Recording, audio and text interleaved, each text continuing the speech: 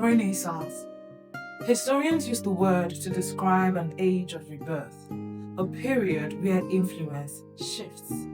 Old institutions evolve, new powers emerge. And while most people associate the word with European history, a different kind of renaissance may be unfolding in Nigeria's energy industry. It began when ownership of one of the country's most significant oil and gas portfolios changed hands. And as the dust settles, a much more interesting question is emerging. Who really benefited from the deal? This is the Gas Gist with Chinanu. Let's start with Renaissance itself. Many people know Renaissance as the consortium that acquired Shell's former SPDC assets.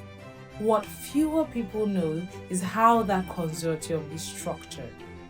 Renaissance is owned by 5 companies. Stay with me. Aradel Energy, ND Western, First E&P, Watersmith, and Petrolib. Together, they acquired one of the most significant portfolios in Nigeria's oil and gas industry. Story over? Not quite. When you look beneath the surface, another story begins to emerge.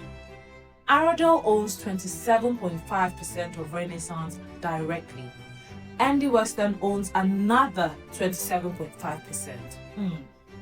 That's where it gets interesting. Aradel recently increased its stake in ND Western to 81.67%. And because ND Western itself owns a significant stake in Renaissance, Aradel's effective interest in Renaissance increased to approximately 53.3%. In simple terms, Aradel doesn't just participate in Renaissance directly, it also participates through its controlling position in ND Western. What looks like a consortium story has now evolved. But this isn't really a story about percentages. It's a story about positioning.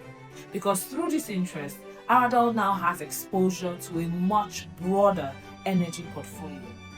Renaissance, OML 34, the Utorogu gas plant, midstream gas infrastructure, refining interests, different assets and different segments and different revenue streams, all connected by a deliberate strategy.